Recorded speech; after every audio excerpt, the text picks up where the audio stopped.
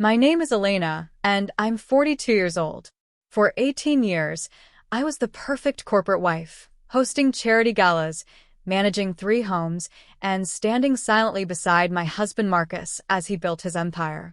The night he handed me divorce papers with a smirk, telling me I was nothing to him now, I signed them without shedding a single tear. He thought my silence meant surrender. His 26-year-old secretary thought she'd won. But neither of them knew about the sealed envelope my late father-in-law had left me, marked "When the time comes." 6 months later, at their extravagant beach reception, I finally opened that letter. What happened next turned a wedding celebration into the most expensive mistake of my ex-husband's life. But before we move back to it, comment down your age and where you're watching from, and if this story resonates with you, hit that like button and subscribe for more stories about deception, betrayal, and finding the strength to reclaim your life. The evening it ended, I was chopping vegetables for dinner. 18 years of marriage, and I still made his favorite beef stew every Thursday. The knife paused mid-slice when I heard his footsteps. Too heavy, too deliberate. Marcus never walked like that unless he was preparing for a board meeting or delivering bad news. "Elena," he said, and I knew. Not from the word itself, but from how he said it, like I was an employee he was about to terminate. I turned slowly, wiping my hands on the apron his mother had gifted me our first Christmas together. He stood in the doorway of our kitchen, no, his kitchen, as I would soon learn, holding a manila envelope. His Hugo Boss suit was impeccable, his salt and pepper hair freshly trimmed. He looked like success incarnate, except for his eyes. They were cold in a way I'd never seen in 18 years. "You're nothing to me now." The words hung in the air between us like a blade. I waited for more, an explanation, an accusation, anything, but he simply extended the envelope toward me. His manicured fingers didn't even tremble. "What is this, Marcus?" My voice came out steadier than I felt. "Freedom," he said, with a smile that didn't reach those Arctic eyes. "For both of us." Inside the envelope were divorce papers, already signed by him, dated 3 days ago. 3 days.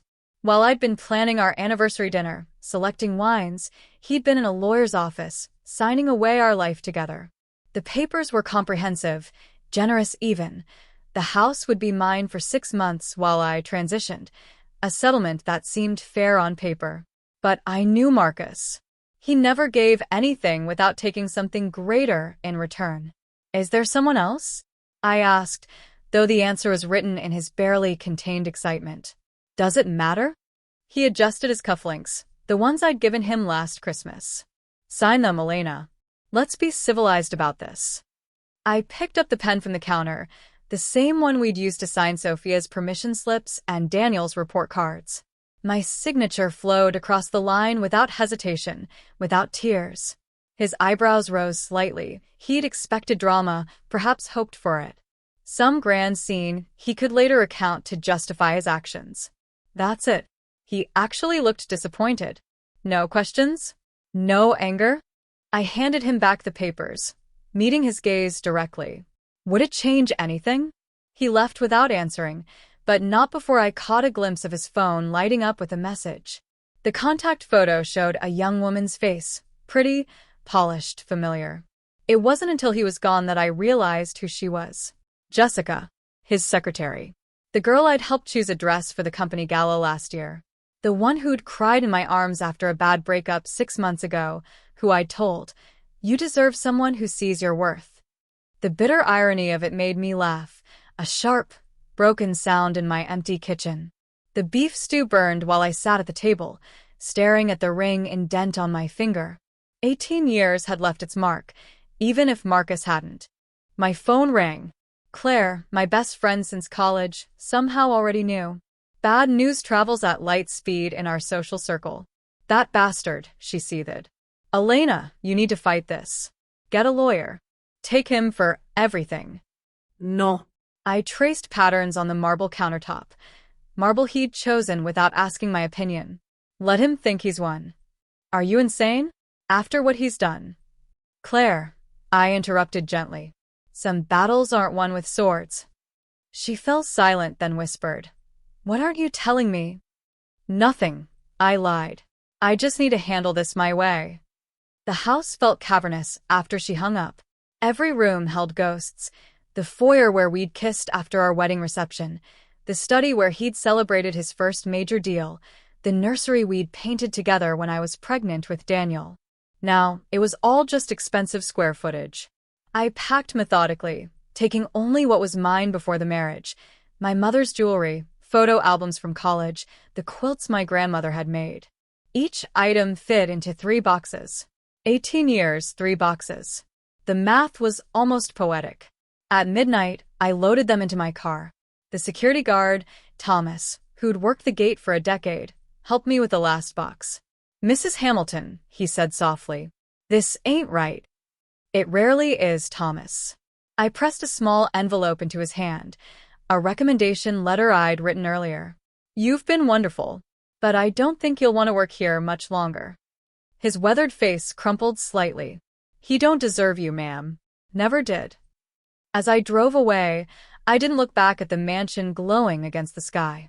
Some endings don't deserve a backward glance. The children were the hardest part. Daniel, 17 and his father's physical duplicate but with my temperament, hadn't spoken to Marcus in 3 days.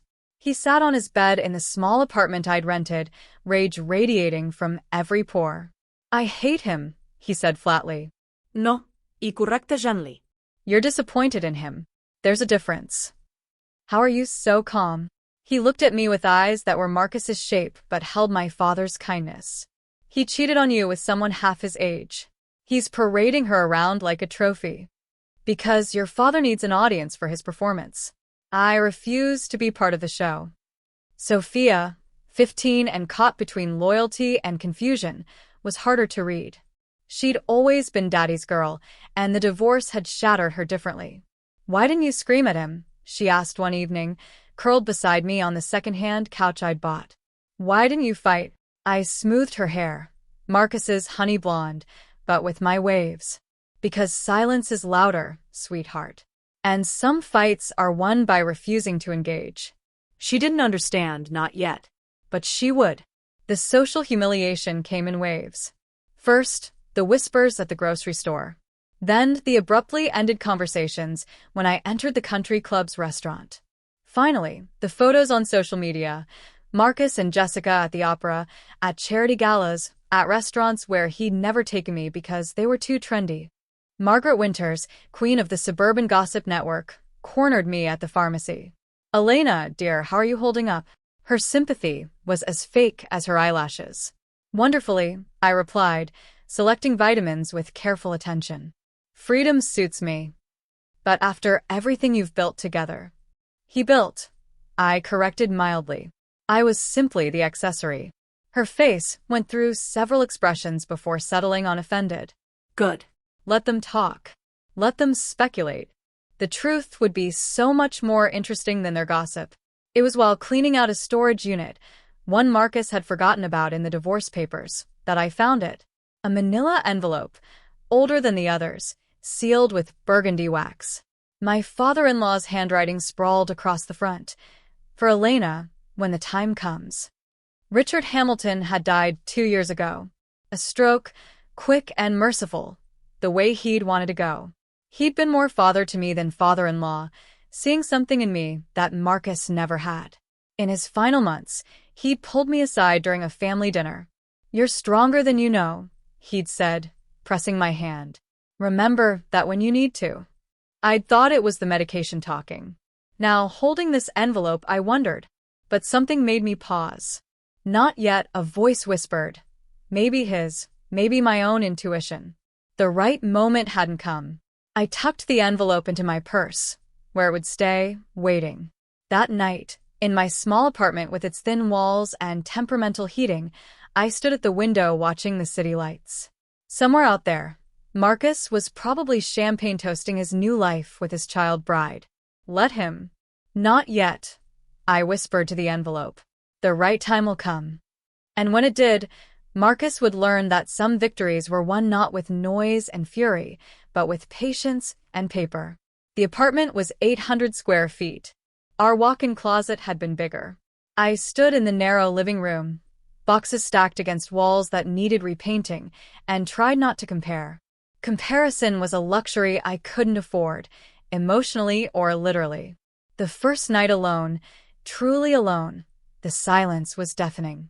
No hum of Marcus's electric toothbrush at exactly 10:15 p.m. No rustle of his Wall Street Journal at 5:30 a.m. No sound of his voice on late-night calls to Tokyo or London. Just me, the drip of a faucet that needed fixing, and the couple upstairs who apparently practice salsa at midnight. I fixed the faucet myself, YouTube tutorial on my phone, wrench in hand. Marcus would have called a plumber, thrown money at the problem. But I wasn't Marcus. When water finally stopped dripping at 2 a.m., I felt a satisfaction I hadn't experienced in years. Small victory, but mine. "You look thin," my sister Anna said, arriving with groceries I hadn't asked for, but desperately needed. "When did you last eat a real meal?" "Tuesday," I admitted, then caught her expression. "It's Thursday, isn't it?" She unpacked in silence. Pasta, vegetables, wine, chocolate. The essentials. Anna had gone through her own divorce 5 years ago, knew the landscape of this particular hell. "Have you looked at the bills?" she asked gently. "I was a corporate events planner before I became Mrs. Marcus Hamilton," I reminded her. "I can manage." Can and should are different things. She poured wine into mismatched glasses I'd found at Goodwill. "You could take him to court. Demand more." "I have what I need. You have what he decided to give you." I pulled out my laptop, showing her the email I'd received that morning. 3 event planning inquiries, all from contacts who remembered my work from before. I'm rebuilding, Anna. On my terms. She studied me over her wine glass. "You're planning something." I'm surviving. "No," she said slowly. "I know that look. You had it when you were 8 and Tommy Morrison put gum in your hair. You waited 3 months, then got him expelled for cheating. He was cheating. You just made sure everyone knew about it." She leaned forward. "What do you know that Marcus doesn't?" The envelope seemed to pulse in my purse across the room. "I know that patience is a virtue he never learned." Daniel called every day, checking in with a protectiveness that broke my heart.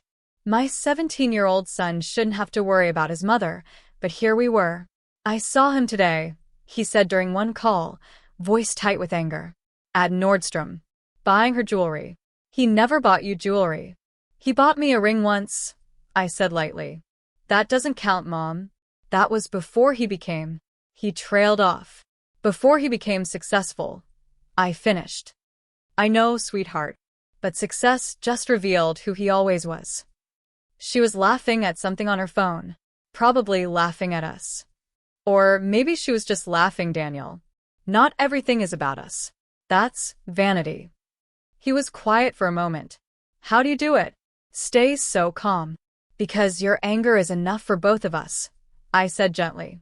"And because calm people make better decisions than angry ones." The social media assault was relentless. Jessica, Mrs. Hamilton-to-be, according to her updated bio, posted constantly. Designer bags, restaurant selfies, spontaneous trips to Napa. Each photo carefully curated to show the life she was living now, the life I'd supposedly failed to deserve. Claire scrolled through them on her phone during lunch, fury radiating from every gesture. "She's literally wearing your Hermes scarf in this one." I glanced at the photo. "It looks better on her. She has winter coloring."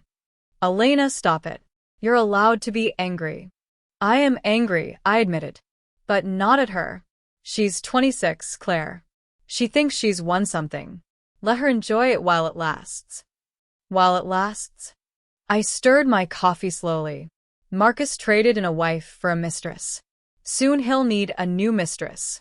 It's basic economics, depreciation of assets. "You're scaring me with how calculating you sound." "I'm not calculating anything. I'm just observing patterns." The return to work was harder than I'd anticipated. Corporate event planning had changed in 5 years, and my name, once Elena Morrison, now Elena Hamilton, soon to be Elena Morrison again, carried weight, but the wrong kind. "So sorry to hear about your situation," Pamela Hendricks said during a meeting about her daughter's engagement party. She'd specifically requested me, though I suspected it was more for gossip than my expertise. It must be so difficult, seeing them everywhere. I don't really pay attention, I said, focusing on the venue photos. Now, about the flower arrangements. Jessica Ross, isn't it? Such a young thing. I heard she's already redecorating your house. My house. The one I'd spent 3 years designing, choosing every tile, every fixture. I kept my expression neutral. The Gardens Club is available for your preferred date. Should I make the reservation? She looked disappointed at my lack of reaction. Yes, fine. Though I heard Marcus is planning some elaborate wedding. Spring, they say. You might want to avoid. Mrs. Hendricks, I interrupted gently. I plan events. I don't avoid them. Now, about your budget. The meeting ended with a signed contract and a hefty deposit.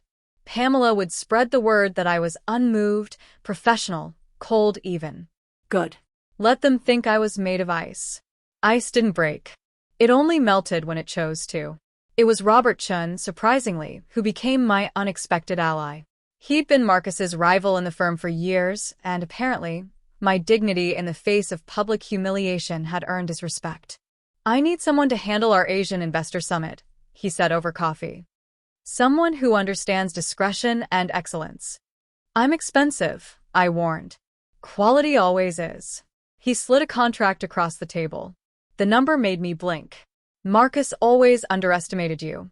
His loss, my gain. This is considerably more than market rate, Robert. Consider it hazard pay. Half my investors want to know about the divorce.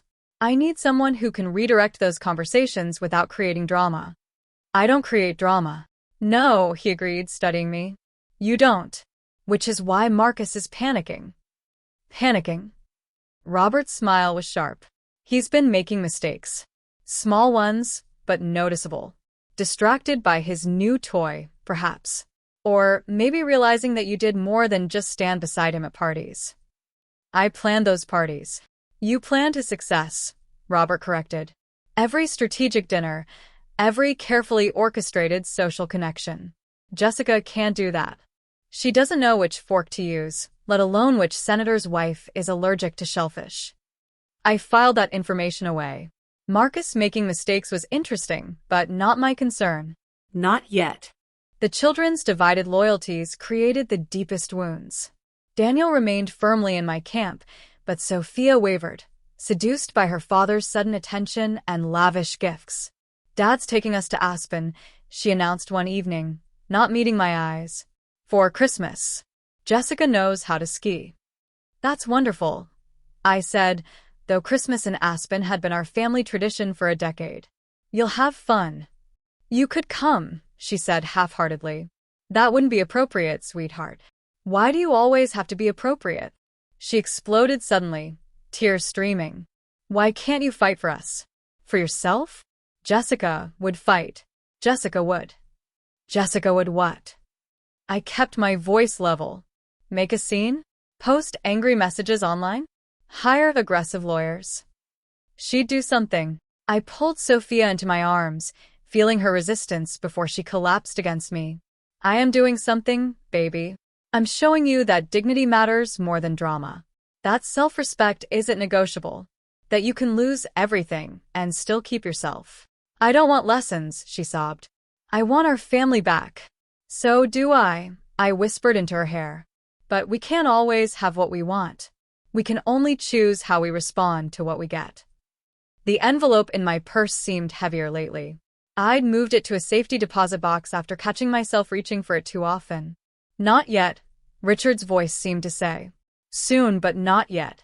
One evening, exhausted from a 16-hour day coordinating a pharmaceutical conference, I found Marcus waiting by my car in the parking garage. We need to talk, he said. He looked different. His suit was impeccable as always, but there were bags under his eyes, a tension in his jaw I recognized from his hostile takeover days. There's nothing to discuss, Marcus. The children are suffering. The children are adjusting.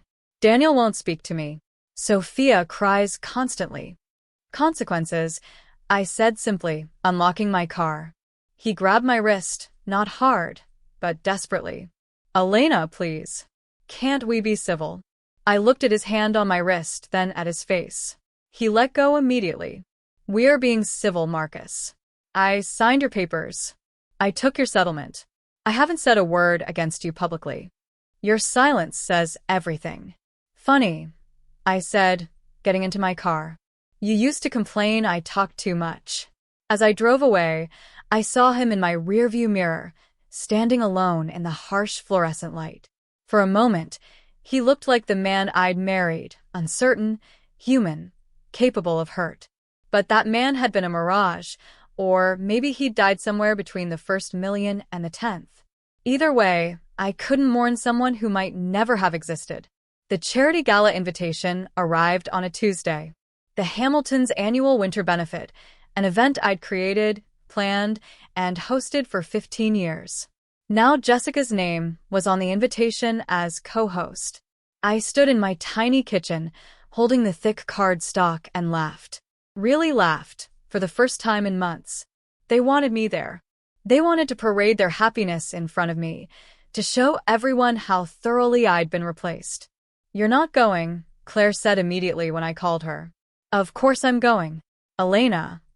I created this event, Claire. I chose the venue, the caterer, the cause. I'm not letting them erase me from my own creation. It's a trap. No, I said, fingering the key to my safety deposit box. It's an opportunity. That night, I retrieved the envelope, feeling its weight, its possibility. The wax seal remained unbroken, but somehow I knew its contents. Richard had been many things, but above all, he'd been a strategist. He'd seen his son clearly, even if he'd loved him despite it. Not at the gala, I told the envelope. But soon, very soon. The morning of the gala, I stood in front of my closet, smaller now, but everything in it was chosen, loved, mine. No more wearing what Marcus deemed appropriate for a Hamilton wife. I selected a simple black dress, one I'd bought yesterday with my own money. It wasn't designer, but it fit perfectly. I added my grandmother's pearl necklace and my mother's wedding ring on my right hand. Armor made of memories and meaning. I'll wait, I whispered to my reflection, practicing the smile I'd wear tonight. The time will come. And when it did, Marcus would learn that some endings were really beginnings in disguise. But first, I had a gala to attend, a room full of people to face, and a 16-year marriage to lay to rest with grace.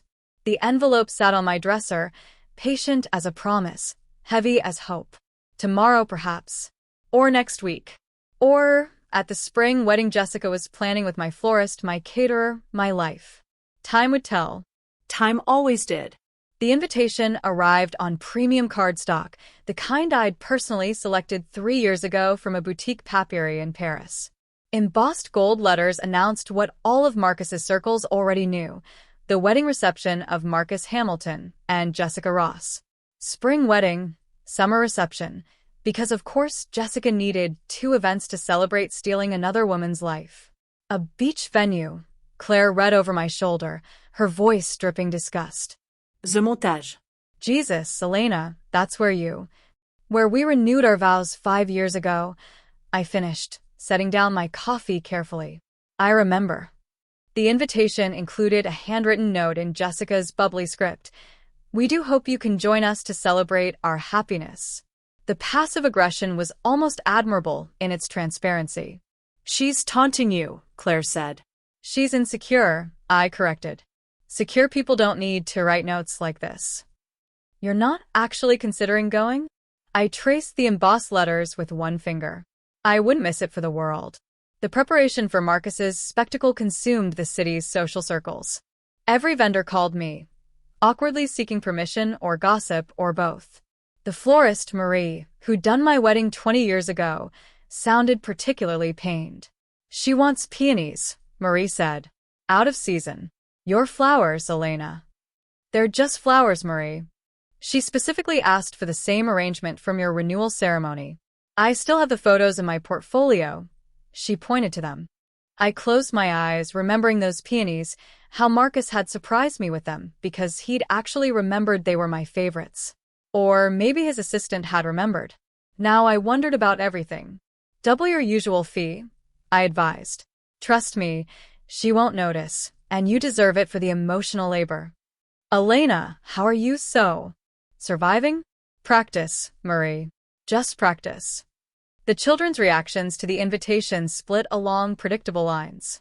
Daniel threw his in the trash, then retrieved it to burn it on the apartment's tiny balcony, setting off the smoke detector. I'm not going, he announced.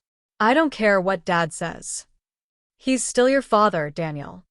No, he's a sperm donor with a trust fund. The bitterness in his voice aged him beyond his 17 years. Did you know she's been redecorating? She painted over the mural in the breakfast room. The mural I'd commissioned from a local artist, a surprise for Marcus's 40th birthday, a stylized map of all the places we'd traveled together. I took a breath, held it, released it. It's just paint, sweetheart. It's not just paint, Mom. It's erasure. She's erasing you, erasing us. Sophia, however, had been seduced by the glamour of it all. She came home from a weekend at Marcus's wearing a new Cartier watch, talking about Jessica's wedding planner, the dress fittings, the rehearsal dinner at the country club. Jessica wants me to be a bridesmaid, she said, not meeting my eyes. She says it would show that we're all moving forward as a family.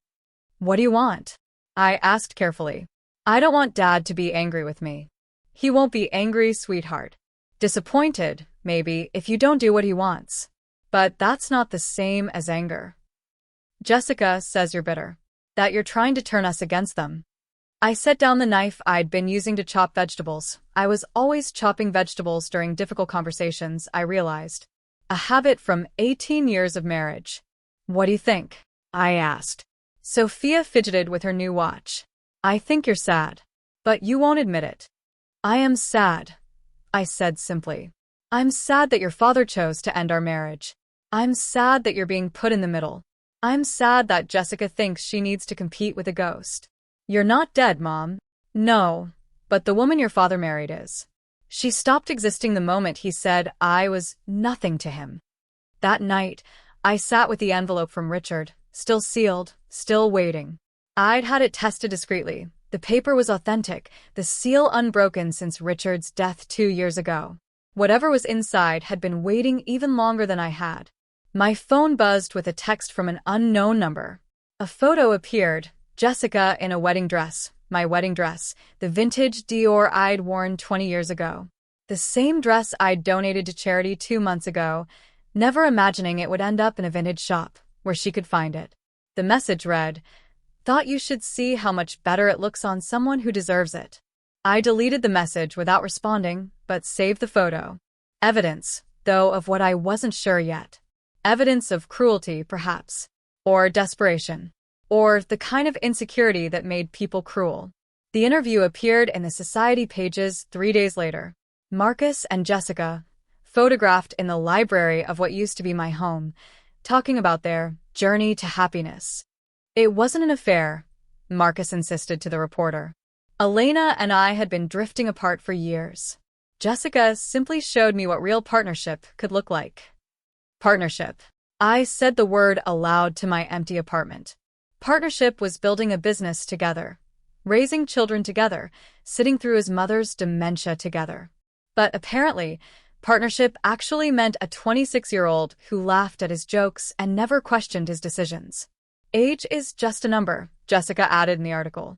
Marcus says I have an old soul. And honestly, Elena seemed so tired all the time. I bring energy to his life. Tired. Yes, I supposed I had been tired.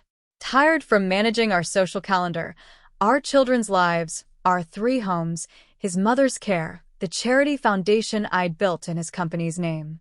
Exhaustion was apparently less attractive than yoga-toned enthusiasm. Robertson called after the article ran. He's hemorrhaging clients. I'm sorry to hear that. I lied politely. No, you're not. And you shouldn't be. 3 major investors pulled out this week. They don't trust his judgment anymore.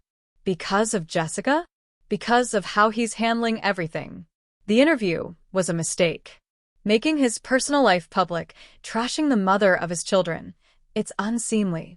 Old money doesn't like unseemly. Old money. Like Richard's money, the foundation of Marcus's empire. Is that why you're calling, Robert?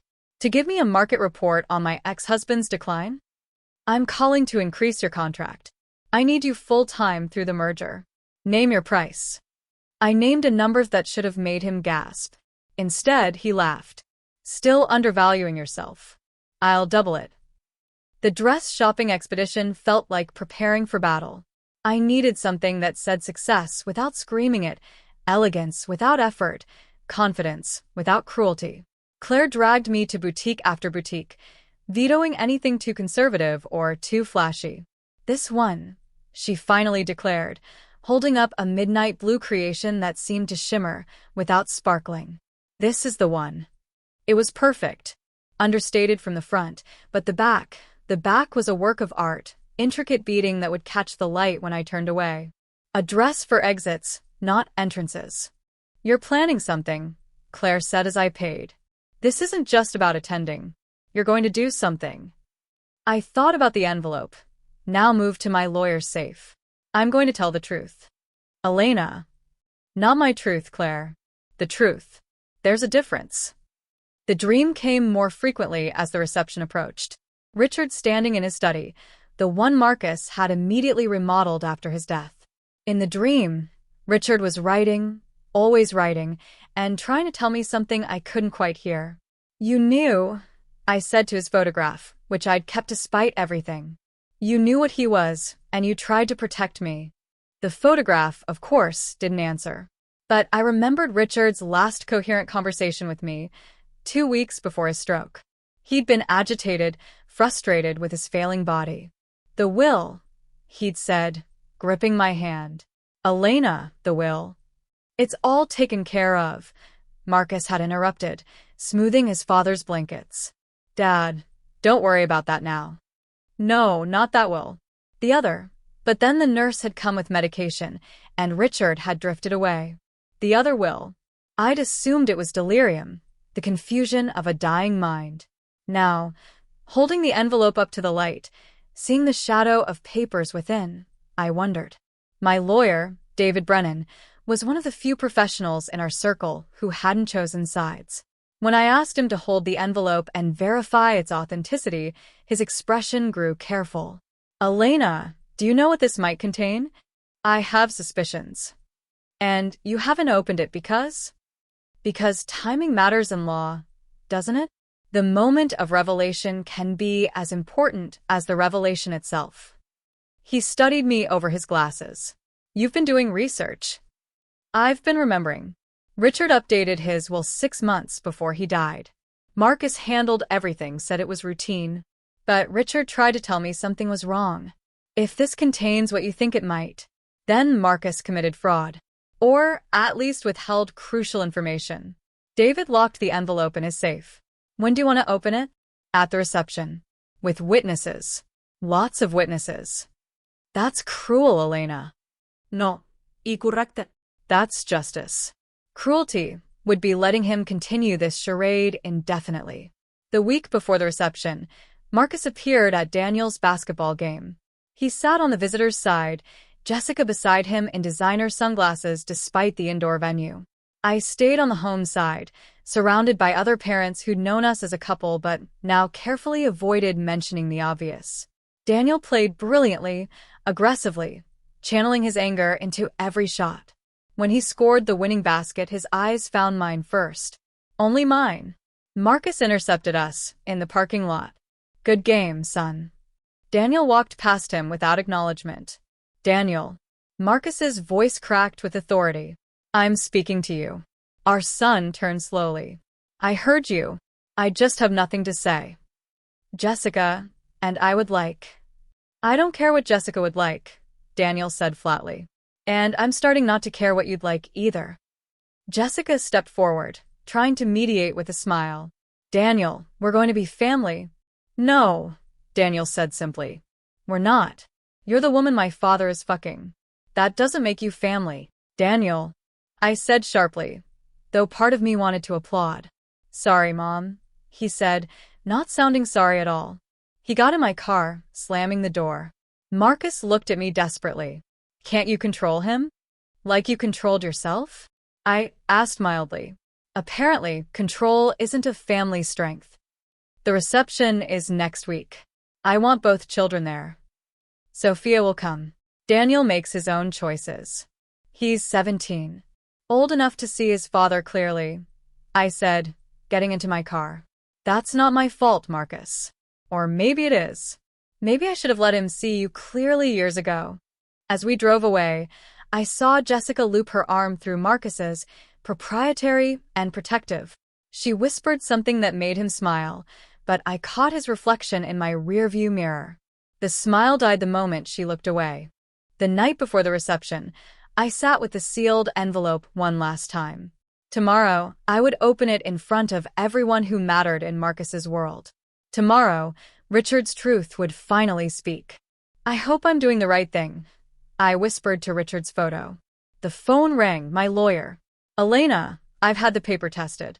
It's authentic, dated 2 years and 4 months ago. Whatever's in there, Richard wrote it just before his stroke.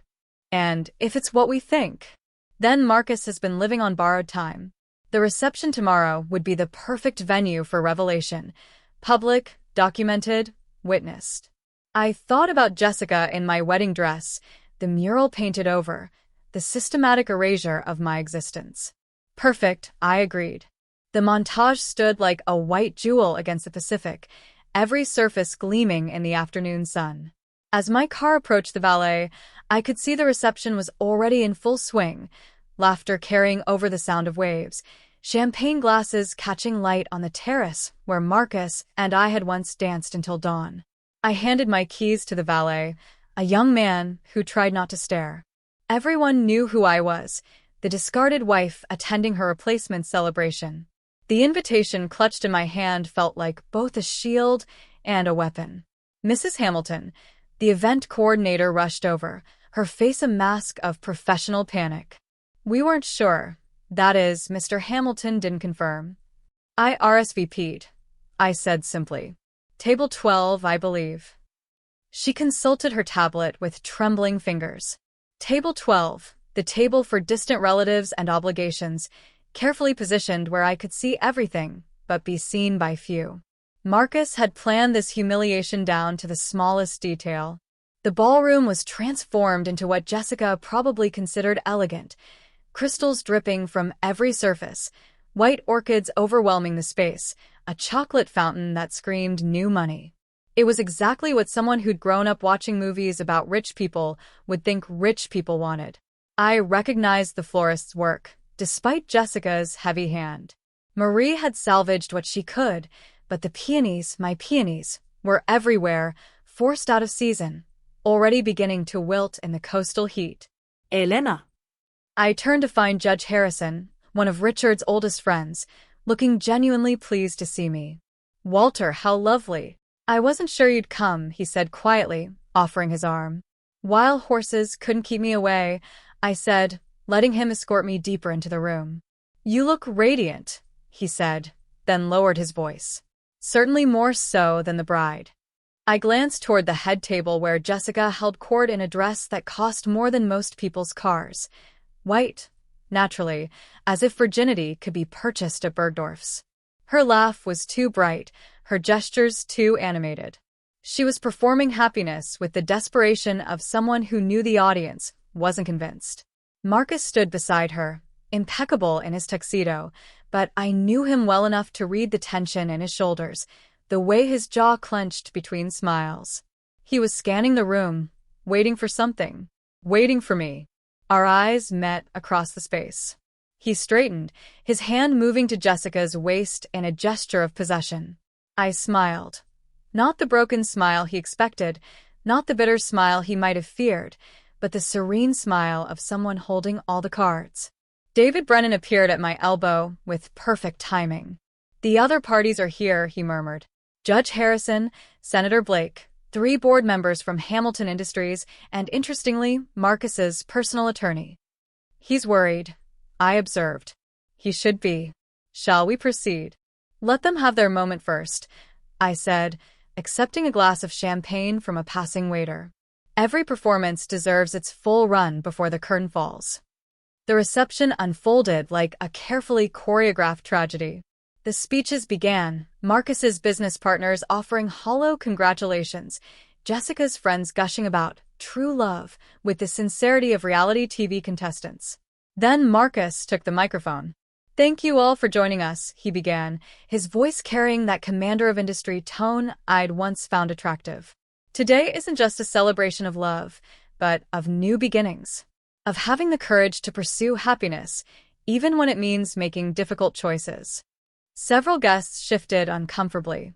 Denouncing your first marriage at your second wedding was gauche, even for Marcus. "My father," he continued, and I set down my champagne glass, "always said that a man's worth is measured by his assets. What he built, what he owned, what he could pass on." He raised his glass to Richard's portrait, which hung prominently on the east wall. "Dad, I hope you'd be proud. I've not only maintained what you built, but expanded it. The Hamilton legacy is stronger than ever." "Interesting interpretation," Judge Harrison murmured beside me. Jessica took the microphone next, her Valley Girl accent bleeding through despite the elocution lessons I knew Marcus had paid for. "Marcus showed me what real love looks like," she gushed. "He rescued me from a life of answering phones and fetching coffee." Nervous laughter rippled through the crowd. "I mean, he saw my potential. He saw that I could be more than just a secretary." Someone coughed. Several people suddenly found their phones fascinating. "Age doesn't matter when you find your soulmate," she continued, oblivious to the room's discomfort. "And I promise to give Marcus everything his first wife couldn't: youth, energy, and absolute devotion." I stood. The movement was small, but in a room full of people waiting for drama, it might as well have been a gunshot. Conversations died. Jessica faltered mid-sentence. "I'm so sorry," I said, my voice carrying in the sudden silence. "I didn't mean to interrupt. Please continue." But the spell was broken. Jessica handed the microphone back to the DJ, her face flushing. "Elena," Marcus said, his voice artificially warm as he approached. "How wonderful that you could make it." "I wouldn't have missed it for anything," I replied. "Such a beautiful event. Though I notice the peonies are wilting. They do that when forced out of season." Jessica materialized at his side, her hand clutching his arm. "They're perfect. Everything's perfect. If you say so, dear." I turned to Judge Harrison. "Walter, have I shown you the letter Richard left me? I've been carrying it everywhere, waiting for the right moment to open it." The judge's eyes sharpened. "Richard left you a letter?" "Sealed, dated just before his stroke." I retrieved the envelope from my purse, the burgundy wax gleaming under the chandeliers. "He was very specific that I should open it when the time was right. I think that time is now." "This is neither the time nor the place," Marcus said quickly. "On the contrary," I said, loud enough for nearby tables to hear. "We're surrounded by family and friends, the people Richard cared about most. What better witnesses to his final words?" A crowd was gathering, that particular mix of concern and curiosity that fed on scandal. David Brennan stepped forward with documents. "As Mrs. Hamilton's attorney, I can verify the authenticity of this letter. The seal is unbroken, the handwriting verified as Richard Hamilton's." "This is ridiculous," Marcus snapped, but sweat beaded on his forehead. Senator Blake joined our growing circle. "Richard was one of my closest friends. If he left something for Elena, we should honor his wishes." I broke the seal slowly, theatrically. Inside were 3 pages of Richard's distinctive handwriting and a notarized document. My hands didn't shake as I read the first lines aloud. "My dearest Elena, if you're reading this, then my fears have come to pass, and Marcus has betrayed the trust one placed in him, both as a son and as a steward of what I built." Marcus lunged forward, but Judge Harrison blocked him. "Let her finish." I continued reading. "6 months ago, I updated my will with specific provisions. The Hamilton estate, the company, and all associated assets were to be held in trust, with you as the primary beneficiary should Marcus violate the sanctity of your marriage through infidelity." Gasps rippled through the crowd. Jessica's face went white. "I know my son," I read on, my voice steady despite my racing heart. his weaknesses, his arrogance, his belief that he deserves whatever he desires. I've watched him look at younger women, seen his growing disdain for the woman who helped him build his success. So I took precautions. That's not legally binding, Marcus's attorney pushed forward. The will that was filed was fraudulent, David Brennan interrupted. Marcus filed an earlier version, hiding this codicil. That's fraud, possibly embezzlement. I turned to the next page, Richard's words growing more forceful. The terms are simple. If Marcus commits adultery, if he betrays Elena, everything I built reverts to her. Not because I don't love my son, but because I love him enough to protect him from himself. And because Elena, you are the daughter I never had, the conscience Marcus never developed. This is entrapment, Marcus shouted. Manipulation from beyond the grave. It's justice, Judge Harrison said quietly. Richard always was a strategic thinker. The final page was the legal document, witnessed and notarized. David Brennan read the key passage. Upon proven infidelity by Marcus Hamilton, all assets transfer immediately to Elena Hamilton. This includes the houses, the company's shares, the trust funds, and all associated holdings. When did you know? Marcus turned on me, his face purple with rage. How long have you been planning this? I opened this letter tonight, I said truthfully. Though I suspected Richard had done something when he tried to warn me before his stroke. You remember, don't you? How you kept interrupting him, medicating him, keeping him quiet? The crowd was pressing closer now. Someone was recording on their phone. The society photographer had abandoned the happy couple shots for this developing drama. Jessica found her voice. It doesn't matter. We're married now. What's his is mine. Actually, David Brennan interjected, you're not married. The marriage certificate was never filed. My colleague at the courthouse confirmed it this morning. Legally, you're still single, Ms. Ross. She turned to Marcus. What? You said. I was protecting assets, Marcus said weakly. Just until things were settled. The slap echoed through the ballroom. Jessica's hand left a red mark on Marcus's cheek as she stumbled backward, her elaborate updo coming undone. You lied to me. You said she got nothing. You said you were worth billions. He was, I said quietly. Yesterday. Today, he's worth exactly what he earned himself, without his father's backing. Which, if I remember correctly from the last tax filing, is approximately -3 million, given his personal debts. The room erupted. Board members pulled out phones, calling emergency meetings. Investors headed for exits. The photographer kept shooting, knowing these images would be worth a fortune to the tabloids. You can't do this, Marcus said, his voice breaking. The children. The children's trusts were always separate, protected by Richard. They'll be fine. You, however, might want to start looking for a job. I hear there's a secretary position opening up. Jessica was crying now, mascara streaming down her cheeks, her borrowed glamour melting away to reveal the scared, ambitious girl underneath. You knew, she accused me. You knew, and you let me. I let you make your choices, I corrected. Just as Marcus made his. Just as I'm making mine now. Judge Harrison raised his glass. To Richard Hamilton, who apparently knew the value of both trust and consequences. Others raised their glasses, the toast spreading through the room like wildfire. Marcus stood alone, Jessica having fled to the bathroom with her bridesmaids trailing behind, trying to salvage something from the wreckage. This isn't over, Marcus said to me quietly. I'll fight this. You'll lose, David Brennan said. The documentation is airtight. Richard was of sound mind when he wrote it. The witnesses are impeccable, and your concealment of the document constitutes fraud. You could face criminal charges. Marcus's attorney whispered urgently in his ear. His face went from red to white as he absorbed the implications. Daniel appeared at my side. He'd been there all along, I realized, watching from behind a pillar. Grandfather knew? Grandfather knew. I confirmed, hugging my son. He protected us, even from beyond. Sophia emerged from the crowd, tears streaming down her face. Daddy, is it true? Did you lie about everything? Marcus reached for her, but she stepped back, into my arms instead. The band had stopped playing. The chocolate fountain gurgled obscenely in the silence. The peonies, forced to bloom out of season, dropped petals like tears onto the pristine white tablecloths. "Ladies and gentlemen," I addressed the room, my voice carrying clearly. "I apologize for the disruption to your evening. Please, enjoy the rest of the reception.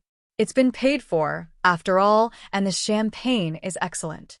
I walked toward the exit, my children flanking me, David Brennan clearing a path. Behind us, the reception collapsed into chaos, investors demanding answers, board members calling lawyers, society mavens already spinning the story for tomorrow's gossip. At the door, I turned back one last time. Marcus stood in the center of his ruined kingdom, surrounded by willing peonies and shattered crystal, finally understanding what it meant to be nothing to someone. "Goodbye, Marcus," I said, too quietly for him to hear. Outside, the ocean breeze was clean and salt-sweet. Sophia clung to my hand while Daniel stood protective and proud. We walked to the car together, leaving the wreckage of Marcus's new life behind us. "Mom," Daniel said as we drove away, "was this revenge?"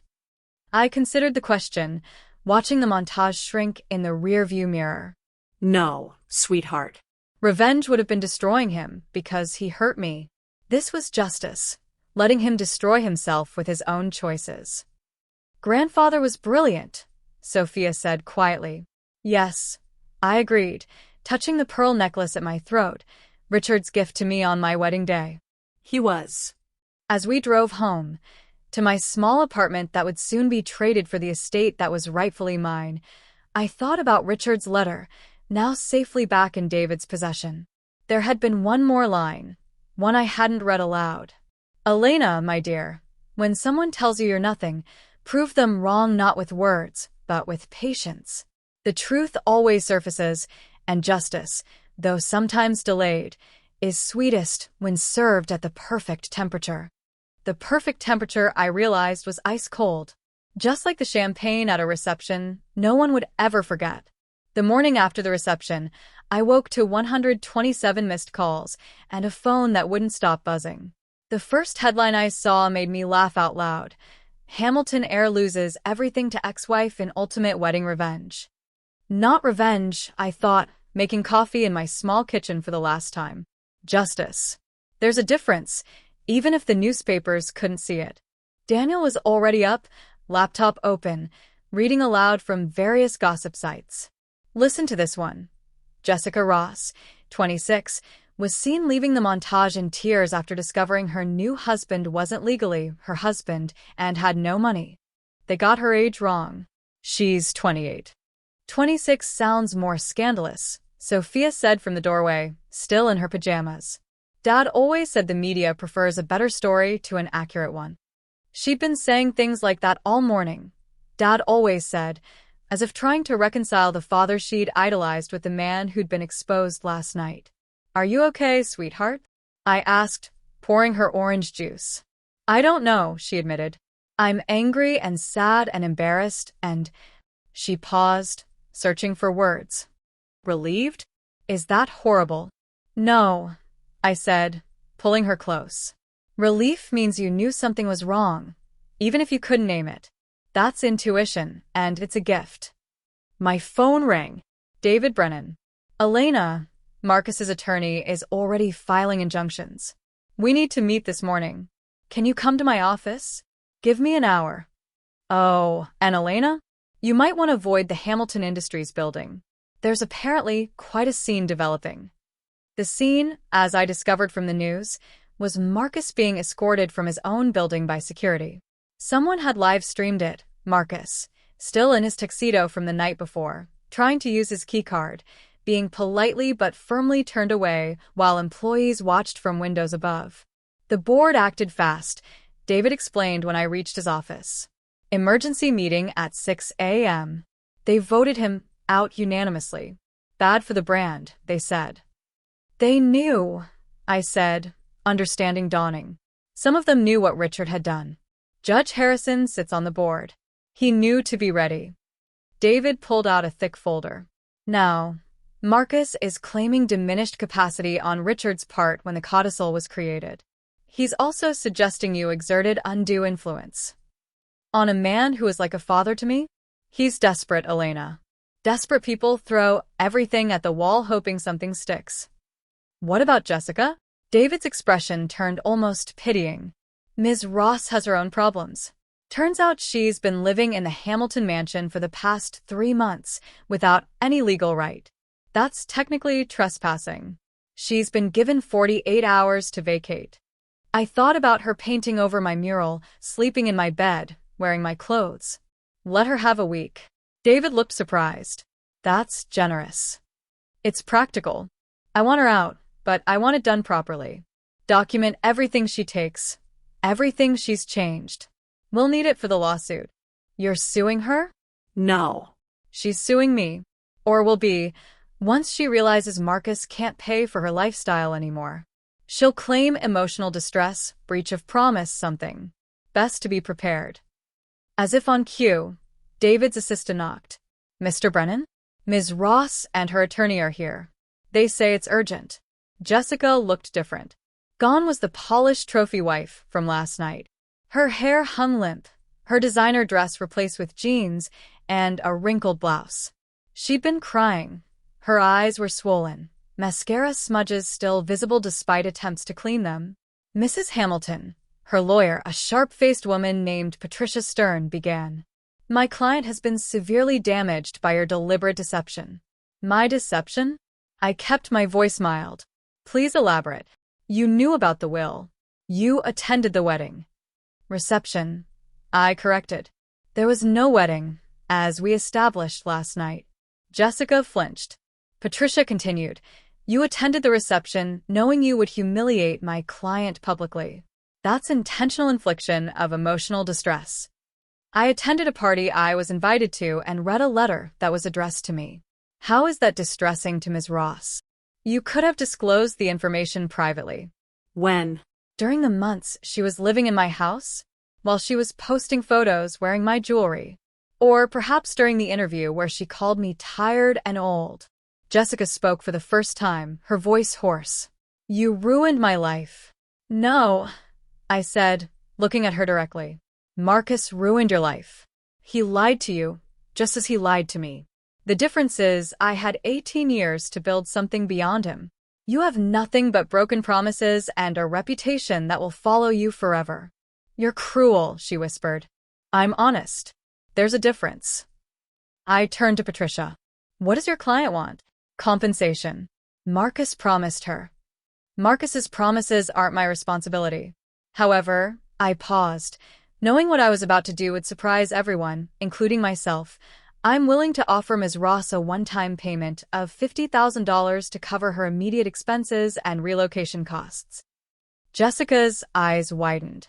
Patricia started to speak, but I continued. In exchange, she signs a non-disclosure agreement and a promise not to pursue any legal action against me or the Hamilton estate. She has 24 hours to decide. Why?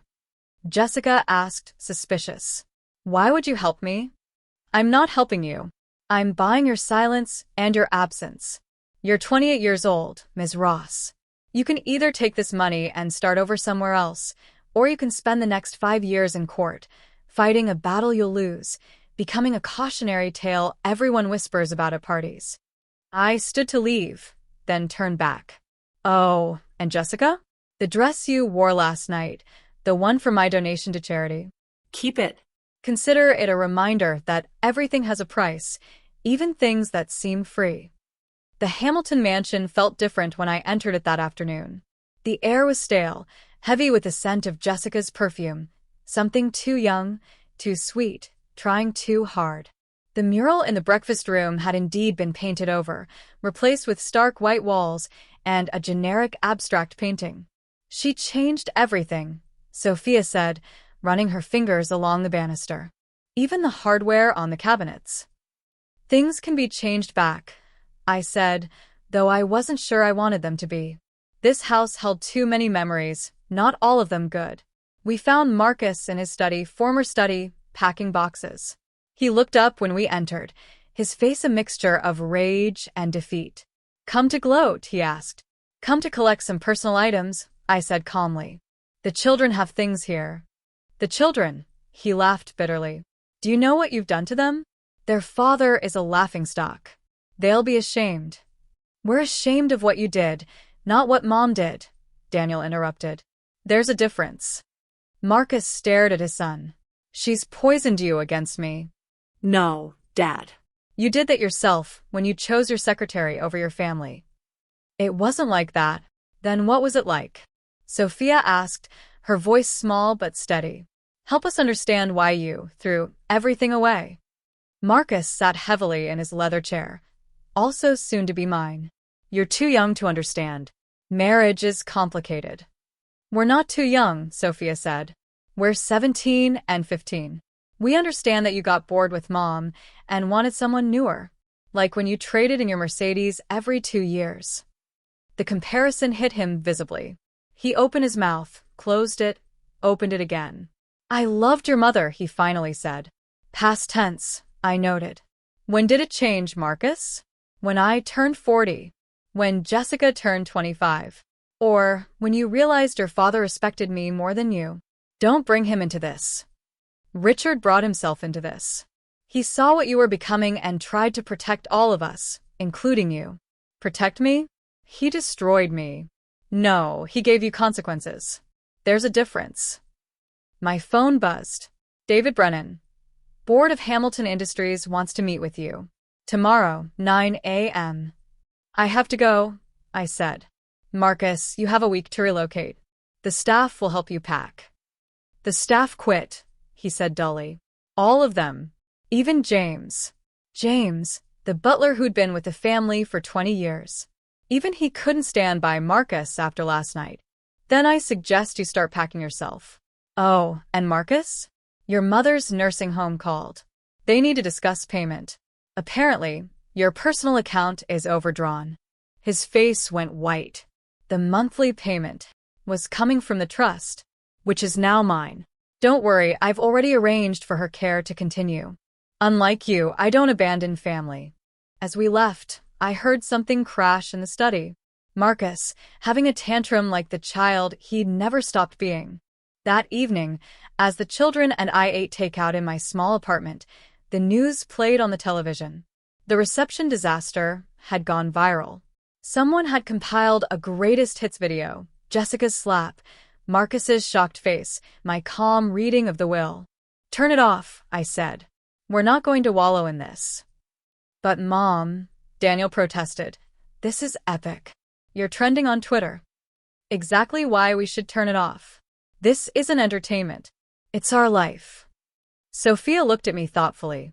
"Are you sad? At all?" I considered the question. "I'm sad for what we lost.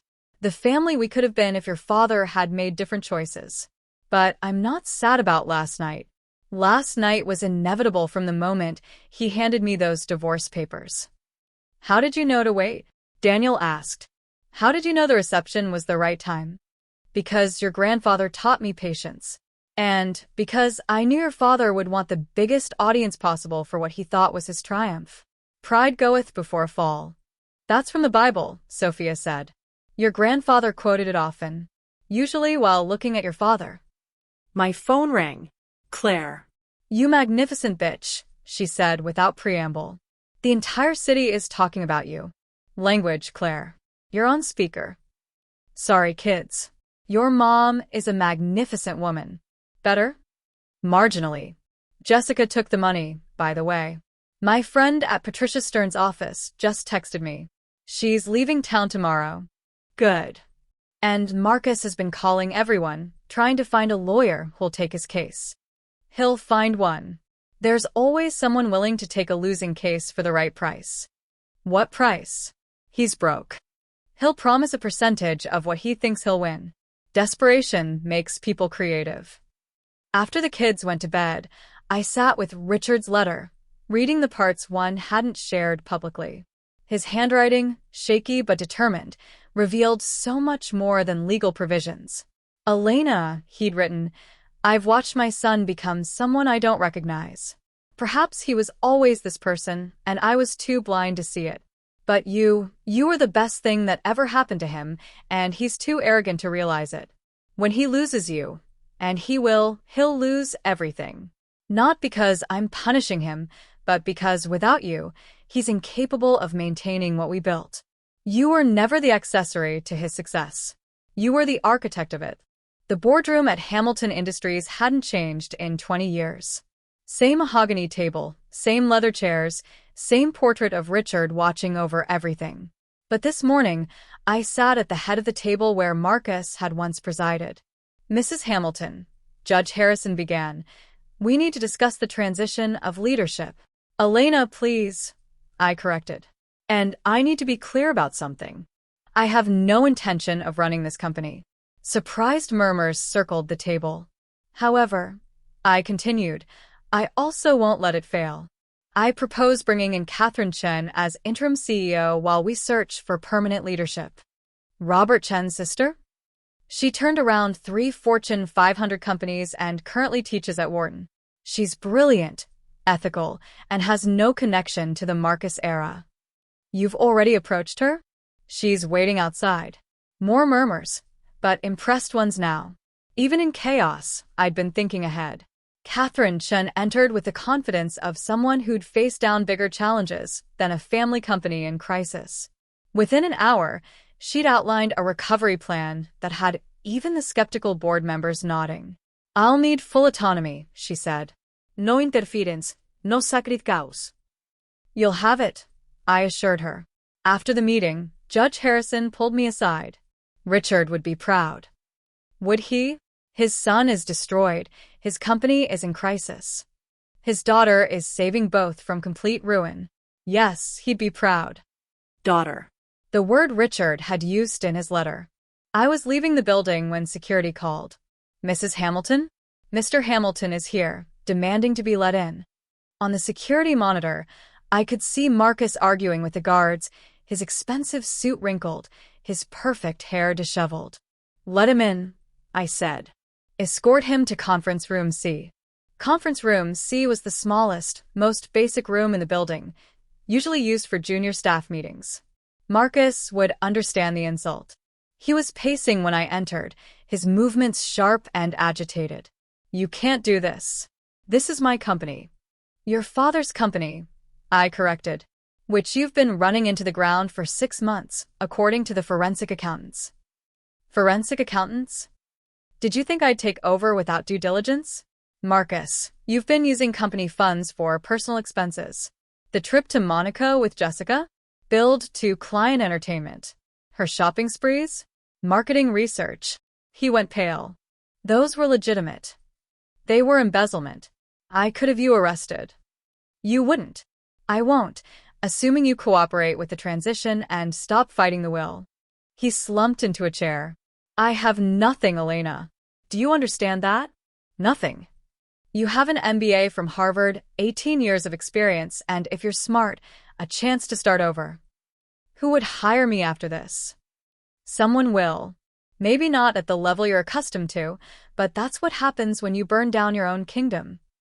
Jessica left, he said suddenly. Took the money you offered and disappeared. Didn't even say goodbye. What did you expect? You lied to her about being married, about having money. I was going to marry her. Eventually. When? After you'd hidden enough assets? Marcus, you played her just like you played me.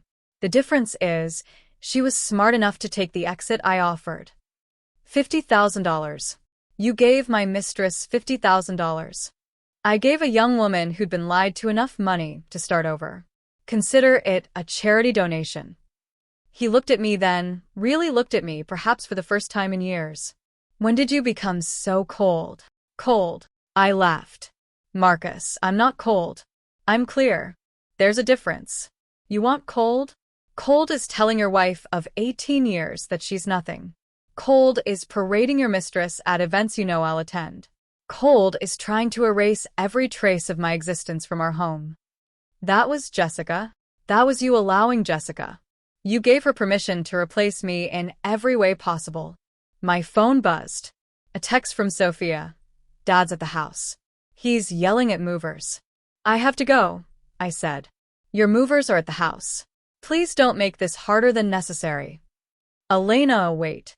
He stood, and for a moment, I saw the man I'd married, uncertain, vulnerable, human. Did you ever love me? Really love me? I loved you completely, I said simply. But you decided that wasn't enough. The scene at the house was chaos. Marcus had apparently changed the locks, not realizing I now owned the property and had every legal right to change them back. The movers stood awkwardly on the lawn, boxes half-packed, while Marcus shouted from the doorway. Dad, stop, Daniel said, standing between his father and the movers. You're embarrassing yourself. I'm embarrassing myself? Your mother orchestrated my public humiliation. You orchestrated it yourself, Sophia said quietly. Mom just pulled back the curtain. Officer Martinez, whom I'd called on the way over, arrived with calm authority. Mr. Hamilton, you need to let these men do their job. This is my house. Actually, Officer Martinez said, checking his notebook, it's Mrs. Hamilton's house. You're trespassing. The neighbors were watching now, pretending to water plants or check mail. The same neighbors who'd whispered about my failure as a wife were now witnessing Marcus's complete downfall. Please, Marcus said, his voice breaking. Not like this. I nodded to the movers. Give us a minute. When we were alone, Marcus looked around the foyer, at the chandelier we'd chosen in Venice, the table where we'd placed our keys every night, the mirror where I'd checked my appearance before every party. I'm sorry, he said suddenly. For which part? All of it. Jessica, the divorce, saying you were nothing. Are you sorry, or are you sorry you got caught? He didn't answer, which was answer enough. Marcus, you can make this easy or hard. Sign the papers David sent, stop fighting the inevitable, and you can walk away with some dignity intact. Dignity? I have no dignity left. Then you have nothing left to lose. That evening, as I supervised the packing of Marcus's belongings, I found our wedding album in his study. He'd kept it in his desk drawer, hidden but not discarded. The photos showed two young people, radiant with possibility. I didn't recognize either of them. Mom, Sophia appeared in the doorway. Jessica's on TV. In the living room, Jessica sat across from a talk show host, dabbing at tears that didn't quite reach her eyes. He promised me everything, she was saying. I believed in our love story. She signed an NDA, Daniel said. How is she doing this? Watch, I said. But you're moving forward, the host prompted. I've learned so much from this experience, Jessica said, and I could see the coaching in her practiced responses. I'm actually writing a book about it. She's not mentioning names, I realized. She's keeping to the letter of the agreement while violating its spirit. Will you sue her? No. Let her have her 15 minutes. In a year, no one will remember her name. But they'll remember yours, Sophia said. You're the woman who brought down Marcus Hamilton with perfect timing and a letter. Is that what they're saying? Among other things. Sarah's mom called you a feminist icon. I'm not a feminist icon. I'm a woman who got divorced and happened to have a very strategic father-in-law. You're more than that, Daniel said firmly. You're the mom who taught us that dignity matters more than drama. My phone rang. Catherine Chun. Elena, we have a problem. Marcus has been reaching out to competitors, trying to sell insider information. He knows about the non-compete clause. He's desperate. Also, possibly drunk. Robert Chun just called me. Marcus showed up at his office, offering client lists for cash. Call David Brennan. Have him file for an immediate restraining order. Already done. But Elena, there's more. Jessica's book deal? Marcus is listed as co-author. I almost laughed.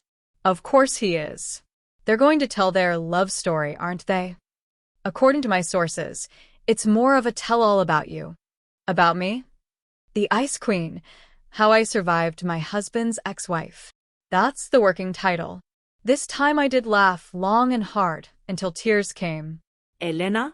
Are you all right? Ivy fine. Let them write their book. The truth doesn't need a publicity tour. The next morning brought a new crisis. Marcus's mother, deep in dementia at her care facility, had become agitated when told Marcus couldn't visit. He's her only visitor, the director explained when I arrived. She doesn't remember that he's having difficulties. Margaret Hamilton sat in her wheelchair, staring at nothing, occasionally calling for Richard. She didn't recognize me, hadn't for 2 years, but I sat with her anyway. Marcus is busy, I told her. But he loves you. Marcus was such a good boy, she said suddenly, clarity flickering in her eyes.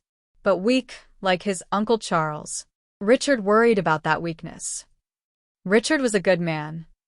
Richard saved me, she said, gripping my hand. From poverty, from shame, from myself. But he couldn't save Marcus from Marcus.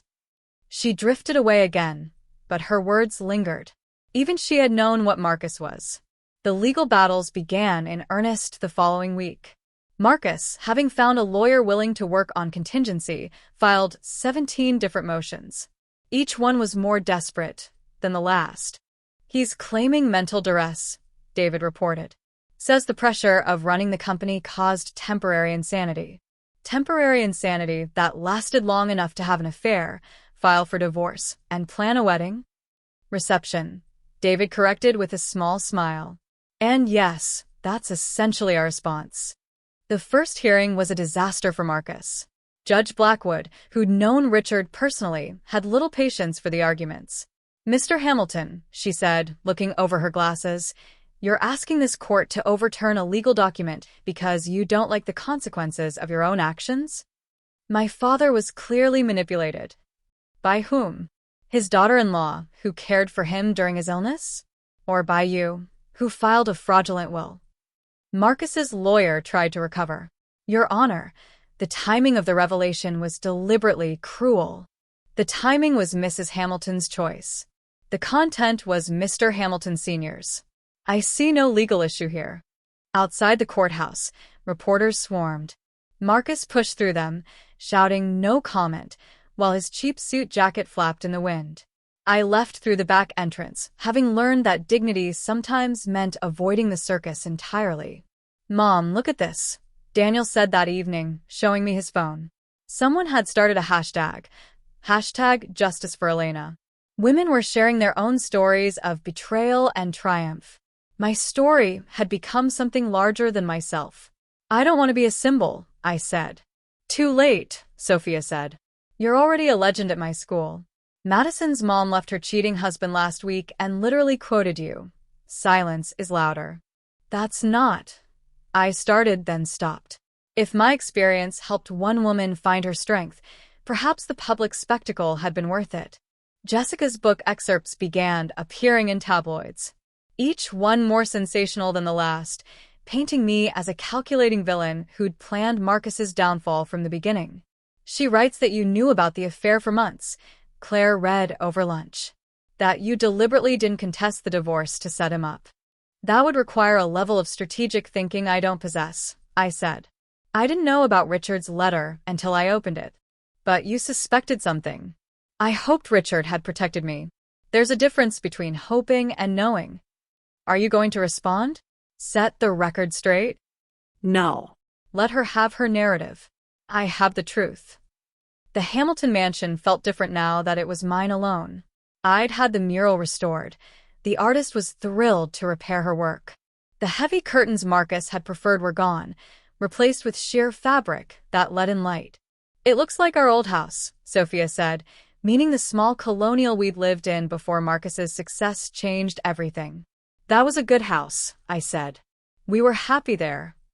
Were we? Or do we just remember being happy? Does it matter? Happiness remembered is still happiness. A car pulled into the driveway. Marcus, driving a Honda now, his Bentley had been repossessed. He got out slowly, like an old man, though he was only 45. May I come in? He asked at the door. Why? I want to see it. One last time.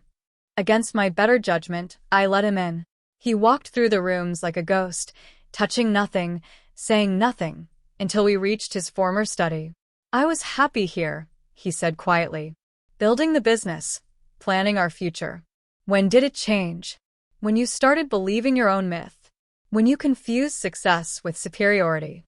I loved you, he said. I know you don't believe me, but I did. You loved the idea of me. The suitable wife, the proper hostess, the silent supporter. When I became a real person with needs and opinions, you replaced me with a newer model. Jessica wasn't. Jessica was exactly what you thought you wanted. Young, impressionable, grateful. Everything I stopped being when I grew up. I've lost everything, he said, and for once, there was no self-pity in it, just fact. No, incorrecta. You threw everything away. There's a difference. He left without another word, but something in his posture suggested acceptance. The fight was leaving him, reality finally sinking in. That night, I found Daniel in Richard's study, my study now, looking at the portrait. Do you think grandfather would be happy? He asked. Seeing Dad like this? No, I said honestly. Richard loved Marcus despite his flaws. But he loved this family more. He did what he thought would protect us. By destroying Dad? By giving your dad consequences. The destruction was self-inflicted. Will you ever forgive him? Forgiveness isn't mine to give or withhold. Your father needs to forgive himself first. That's not an answer. Yes, I said finally. Someday, when the anger fades and only the lessons remain, I'll forgive him. But forgiveness doesn't mean forgetting, and it doesn't mean reconciliation. Jessica posted again. Sophia said, entering with her phone. She's engaged. To some tech guy in Silicon Valley. The photo showed Jessica, ring prominently displayed, smiling with the practiced brightness of someone determined to prove they'd won. That was fast, Daniel said. She's young, I said.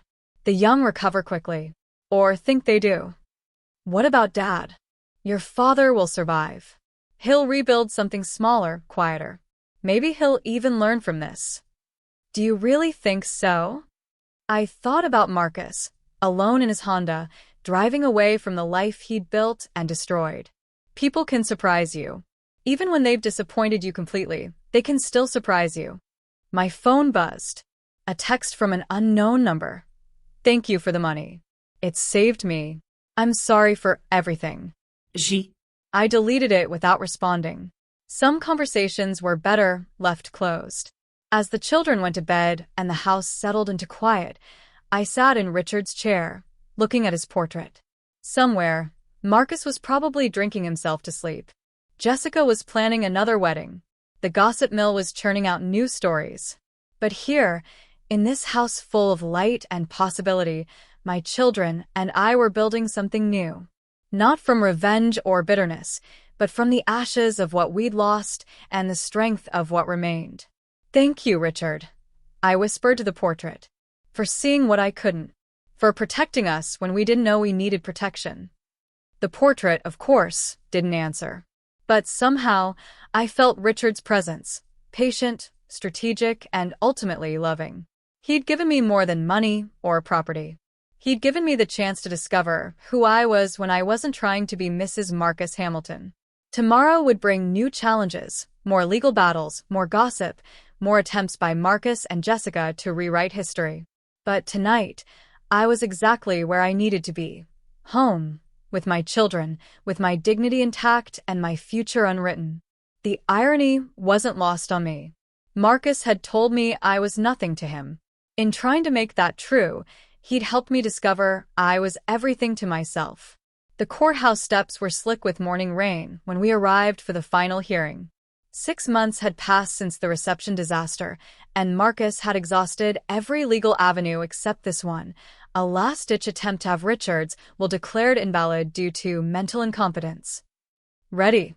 David Brennan asked, holding an umbrella over me. I've been ready since the day Marcus told me I was nothing, I replied. Inside, the courtroom was packed. Media, society figures, and curious strangers filled every seat. This had become more than a family dispute. It was a modern morality play, and everyone wanted to witness the final act. Marcus sat at the plaintiff's table, his new lawyer, his fourth, whispering urgently. He'd lost weight, his suit hanging loose on his frame. The Rolex was gone, replaced by a simple watch. The transformation from titan of industry to desperate litigant was complete. Jessica was there too, in the gallery, her new fiancé beside her. She'd been subpoenaed as a witness, though for which side remained unclear. Her book had released last week to mediocre sales and scathing reviews. Shallow and self-serving, the Times had called it. A transparent attempt to cash in on scandal. All rise, the bailiff announced. The Honorable Judge Catherine Blackwood presiding.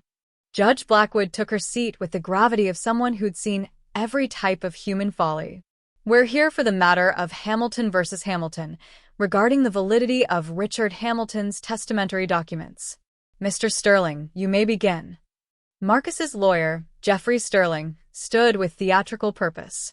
Your Honor, we intend to prove that Richard Hamilton was suffering from diminished capacity when he created the codicil that disinherited his son. We'll show a pattern of confusion, medication-induced delirium, and undue influence by Mrs. Elena Hamilton. Proceed, Judge Blackwood said, though her tone suggested skepticism. We call Marcus Hamilton to the stand. Marcus took the oath with a trembling hand. Under Sterling's guidance, he painted a picture of a failing father, confused and manipulated.